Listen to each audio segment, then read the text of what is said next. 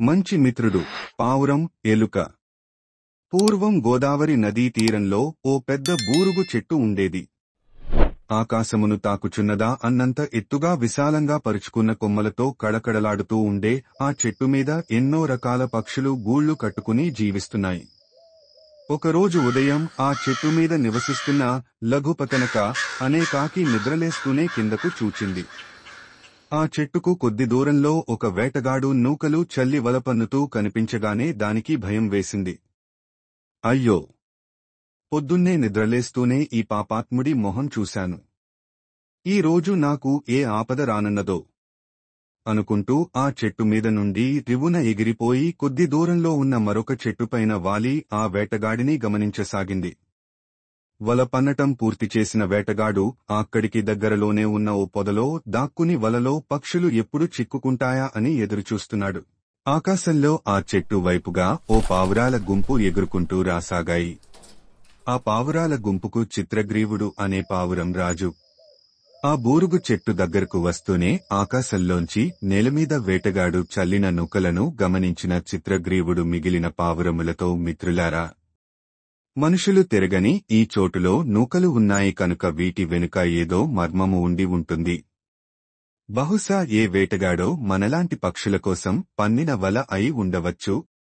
అందుకని మనం ఈ నూకల కోసం ఆశపడి ఆపదను కొని తెచ్చుకోవద్దు అంటూ హెచ్చరించాడు.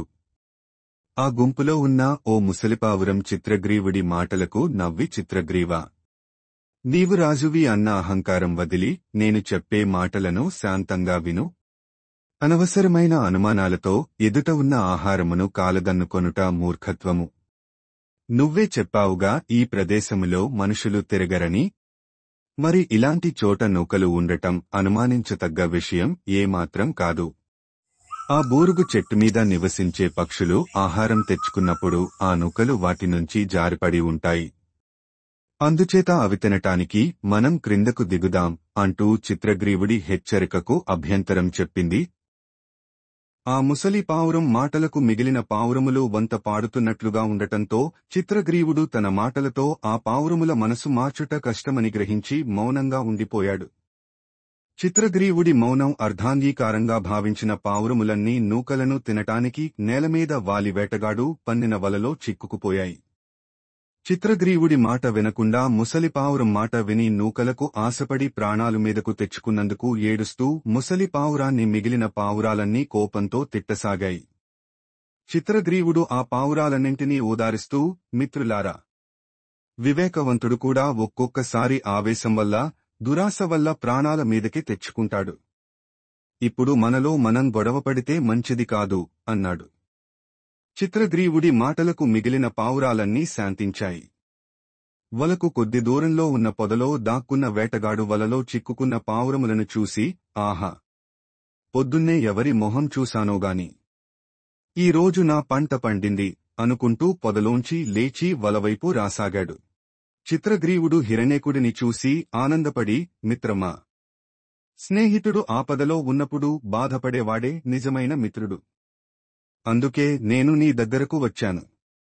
ఈ వలతాళ్లను కొరికి మమ్మల్ని రక్షించు అన్నాడు.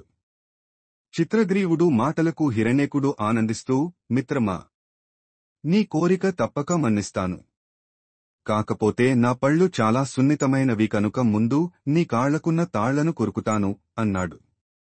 హిరణ్యకుడి మాటలకు చిత్రగ్రీవుడు నవ్వి, అలాగే కానివ్వు మిత్రమా, కాకపోతే ముందుగా ఈ పావురములకున్న తాళ్లను కొరికి ఆ తరువాత నా కాళ్లకున్న తాళ్లను కొరుకు అన్నాడు. చిత్రగ్రీవా, తనకు మాలిన ధర్మము మొదలు చెడ్డబేరము అన్నాడు హిరణ్యకుడు. హిరణ్యక, మనలని నమ్మిన వారిని రక్షించుట మన ధర్మం. అదే న్యాయం. అందుకే ముందు ఈ పావురాలని రక్షించి ఆ తరువాత నన్ను రక్షించు. చిత్రగ్రీవుడి మాటలకు నిజమును గ్రహించిన హిరణ్యకుడు తన పళ్లతో అన్ని పావురముల బంధములను కొరికి వాటిని రక్షించెను. చూసారా, ప్రతివారికి ఆపద సమయంలో ఆదుకొనుటకు ఓ మంచి మిత్రుడు ఉండాలి. మిత్రలాభము కంటే మించిన లాభము లేదు అన్నది ఈ కథలోని నీతి. 4 రూపాయలను వెనకేసుకోవటం కంటే నలుగురు మిత్రులను సంపాదించుకున్నవాడే నిజమైన ధనవంతుడు, గుణవంతుడు అని చెప్పటం కూడా ఈ కథలోని ఉద్దేశం.